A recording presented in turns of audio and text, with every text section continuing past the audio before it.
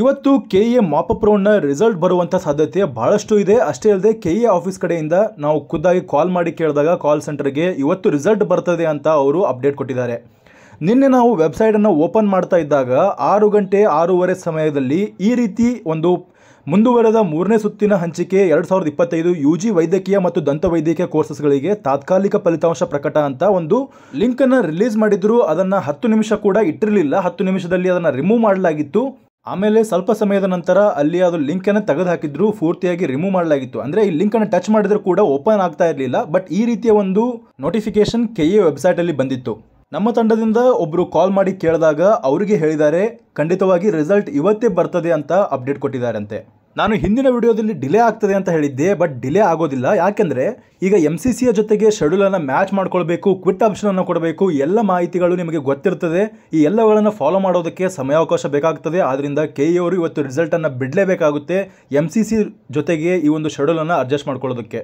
ಆದ್ದರಿಂದ 3ನೇ ರೌಂಡ್ನ ರಿಸಲ್ಟನ್ನು 4ನೇ ತಾರೀಕು ಒಳಗಾಗಿ ಎಲ್ಲ ಪ್ರೊಸೀಜರ್ಗಳನ್ನು ಸ್ಟೇಟ್ ಕೌನ್ಸಿಲಿಂಗ್ ಮುಗಿಸ್ಕೊಳ್ಬೇಕಾಗುತ್ತೆ MCCಯ ಒಂದು ಶೆಡ್ಯೂಲ್ನ ಪ್ರಕಾರ.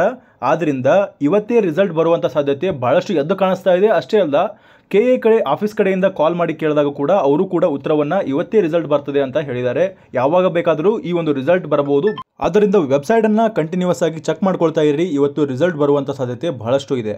MCCಯಲ್ಲಿ ಯಾರ್ಯಾರು ಪಾರ್ಟಿಸಿಪೇಟ್ ಮಾಡ್ತಾ ಇದ್ದೀರಿ, MCCಯಲ್ಲಿ ಸೀಟ್ ಸಿಕ್ಕಿದೆ ಅಂಥವರಿಗೆ ಲಾಸ್ಟ್ ಡೇಟ್ ಆಫ್ ಜಾಯ್ನಿಂಗ್ 1ನೇ ತಾರೀಕು ನವೆಂಬರ್ ಆಗಿರ್ತದೆ. ಆದ್ದರಿಂದ ಈಗಲೇ ಎಲ್ಲ ಸಿದ್ಧತೆಗಳನ್ನು ಮಾಡಿಕೊಂಡು ಕಾಲೇಜ್ಗೆ ಹೋಗಿ ರಿಪೋರ್ಟನ್ನು ಮಾಡ್ಕೊಳ್ಳಿ MCCಯಲ್ಲಿ ಸೀಟ್ ಸಿಕ್ಕೋರಿಗೆ. ಆದ್ದರಿಂದ ಎಲ್ರಿಗೂ ಆಲ್ ದಿ ಬೆಸ್ಟ್. ರಿಸಲ್ಟ್ ಚೆನ್ನಾಗಿ ಬರಲಿ, ಎಲ್ರಿಗೂ ಕೂಡ ಸೀಟ್ ಸಿಗಲಿ ಅಂತ ನನ್ನ ಆಶಯವಾಗಿದೆ. ರಿಸಲ್ಟ್ ಬಿಟ್ಟ ತಕ್ಷಣ ನೀವು ಏನು ಮಾಡ್ತೀರಾ ಅಂದರೆ ರಿಸಲ್ಟನ್ನು ನೋಡಿಕೊಂಡು ನಮ್ಮ ಚಾನಲ್ಗೆ ಬರ್ತೀರಾ. ಅಲ್ಲಿ ಒಂದು ವಿಡಿಯೋನ ರಿಲೀಸ್ ಮಾಡ್ತೇವೆ. ಆ ವಿಡಿಯೋದಲ್ಲಿ ನೀವು ಮುಂದಿನ ಪ್ರೊಸೀಜರ್ಗಳನ್ನು ಯಾವುದು ಫಾಲೋ ಮಾಡಬೇಕು ಎಂಬುದನ್ನು ನಾವು ವಿವರಿಸಿರ್ತೇವೆ.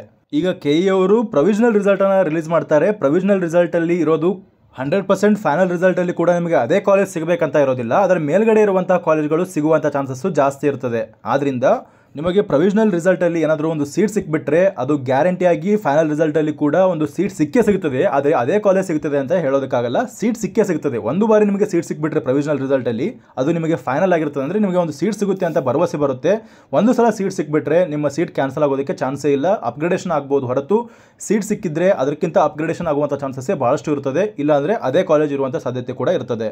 ಆದ್ದರಿಂದ ಎಲ್ಲರೂ ಕೂಡ ಪ್ರೊವಿಷನಲ್ ರಿಸಲ್ಟ್ ಬರೋ ತನಕ ವೇಟ್ ಮಾಡೋಣ. ಇದಿಷ್ಟಾಗಿತ್ತು ಈವರೆಗಿನ ಮಾಹಿತಿ. ಈ ಮಾಹಿತಿ ನಿಮಗೆ ಇಷ್ಟವಾಗಿದ್ದರೆ ಚಾನಲ್ನ ಸಬ್ಸ್ಕ್ರೈಬ್ ಮಾಡ್ಕೊಳ್ಳಿ. ಹಾಗೆ ನಿಮ್ಮ ಫ್ರೆಂಡ್ಸ್ಗಳಿಗೂ ಈ ವಿಷಯವನ್ನು ಶೇರ್ ಮಾಡಿ, ಅವ್ರಿಗೂ ಕೂಡ ರಿಸಲ್ಟ್ನ ಬಗ್ಗೆ ಮಾಹಿತಿ ದೊರಕಲಿ. ಧನ್ಯವಾದಗಳು.